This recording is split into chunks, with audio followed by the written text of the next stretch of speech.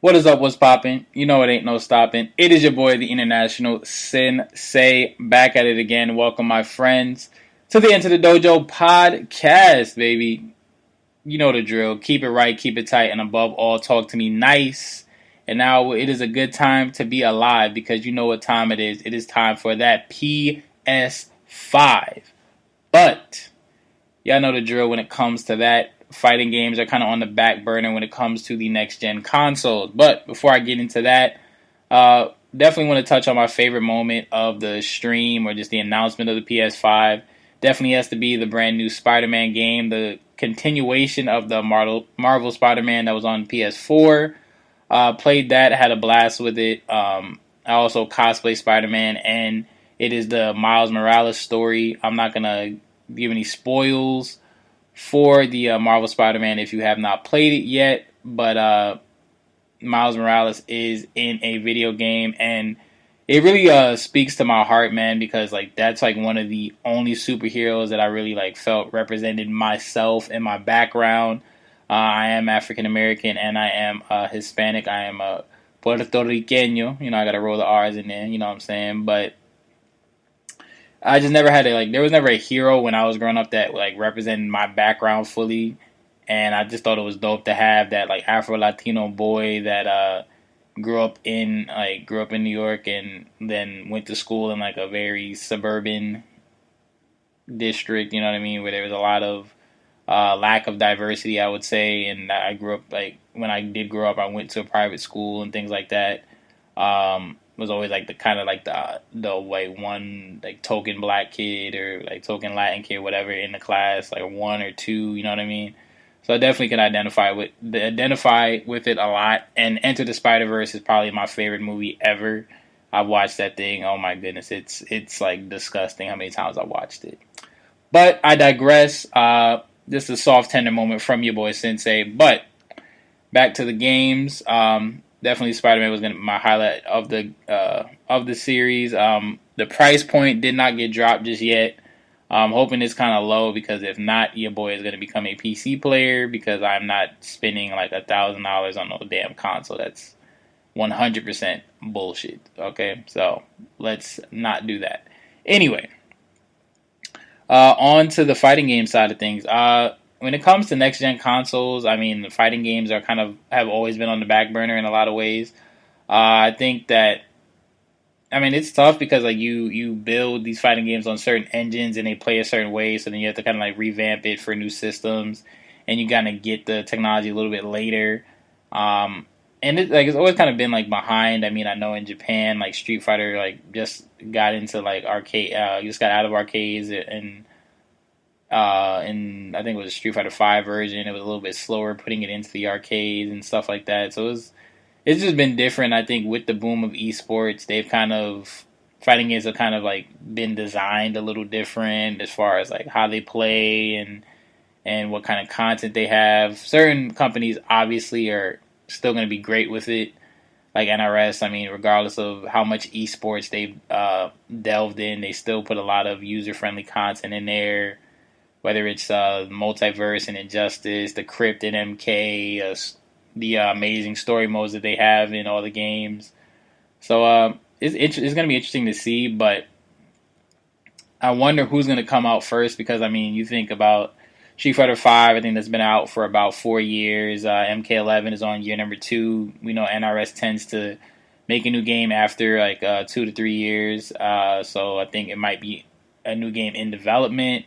Or from what has been said, that there might be like a whole brand new project, or they could just port it over to the PS5. Because what does happen a lot is the next gen will come out and FGC will be still playing on PS4s for a while, like for a long while. So it's gonna be interesting. I mean, because sometimes the games don't port that well over. I know Marvel 3 on PS3 like did not port over well at all. I think it ported well over to Xbox, but not to PS3. I know MK was like really bad PC port. Injustice 2, same kind of thing. I don't know, it's weird. I mean, porting is just something that, I mean, I obviously am not a game developer, so I don't really know how the whole process works and why it's like that and things like that. But it happens, so we are gonna have to see. I mean, for me personally, I would love to have Injustice 3 on PS5 and PC or whatever, the next gen consoles. I would love to have that because that's my game. Um, Maybe a Tekken 8, or if there's like a just a Tekken port that is playable with, like, if they can improve the netcode, because the netcode is just abysmal. Like, playing online Tekken is just garbage. But we'll have to see, man. I mean, think it's tough because the market, obviously there is a market for fighting games, but a lot of people don't feel like always having to buy a new console. Some do, some don't. And they honestly can be expensive, and especially with the way things are now. I mean, with COVID and all the other things going on in the world, I don't know how much a person is going to be willing to pay for that. Versus, like, if it's like, let's say if it's like $1,000 and then like your gaming PC, I don't know how much, but like let's say the gaming PC is like 1,500. The average person is probably going to just say, you know what, I'm going to save that extra money and get a gaming PC and start PC gaming, which I've heard great things. A lot of people enjoy it, and I don't know. I think they have to tread very lightly, because if it's too expensive, I don't think a lot of people will buy it, and then it's going to be a thing where they're going to have to like scale it back significantly in order to make sales on this thing. But I don't know. Gamers are suckers for hype in certain games, so it might sell incredibly well even if it's $1,000. Who the hell knows? But anyway, yeah, I don't know. I don't know if there's going to be like a bunch of ports. I mean, like a lot of industries get hit relatively hard with this, because you have to make new controllers, or you have to design like USB ports and stuff like that. So I know companies like Brooks are going to be making some bank, because they're going to have like a PS4 to PS5 converter, or a Xbox to PS5 converter, or whatever it is, or a PC to PS5 converter, whatever it's going to be. We shall see. But a lot of stuff like changes in FGC holistically when you have a new console out, just for the simple fact that all the sticks have to be playable on this new console. What games are going to be on there, like, so that just determines how long locals are going to be keeping those old consoles. Game shops like 404, Controllerize. I mean, are they going to update the setups and have new consoles, because that is very expensive. So I don't know. You just got to see, man. You just got to really see. And who knows, man? Maybe maybe they'll make it like super affordable. Maybe it'll be like $500, $600, and that'll be crazy. That'll be dope, and a lot of people will buy it. I would buy it if it was in that range, but if it's closer to like the $1,000 range, I'm just gonna pack it in and buy a PC, because like it just is gonna be a bit too much for just a gaming device, and I literally do not game enough for it to be worth that much. And shit, that is like rent money at that point. That's rent money. That buys a lot of things. Like $1,000, that's a trip to freaking Japan.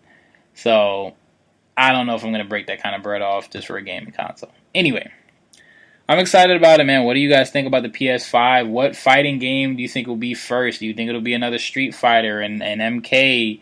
Do you think that all of them are just gonna port over and maybe like a year or two down the line make a new fighting game? Who knows? Because I mean, I'm sure there's stuff in the works that they could probably get the software for PS5 and then just make it, and then just fit their game to that. I'm sure there's different concepts that NRS is working on. They might have been waiting for the PS5 reveal. They might have something already ready. Who the hell knows, man? But the PS5 is dropping. Definitely interested to see how it plays. I look forward to it, but again, that price point has to be hitting. If it is not hitting, then I am not getting. But with that being said, man, thank you so much for listening to the Enter the Dojo podcast, your source for all things fighting related, whether that is fighting games or combat sports, man. I talk about all of that fun stuff, throwing the hands across the land. And with that being said, man, please follow me on the gram at international underscore sensei, Twitter at sensei underscore global 21, Stitcher, Spreaker, SoundCloud, and iTunes, International Sensei, the Enter the Dojo podcast, and YouTube, international underscore sensei is the page, Enter the Dojo podcast is the show, and I'm going to be doing some different stuff, some fight breakdowns very soon. I just got to make sure that I can actually like post clips without my videos getting yanked.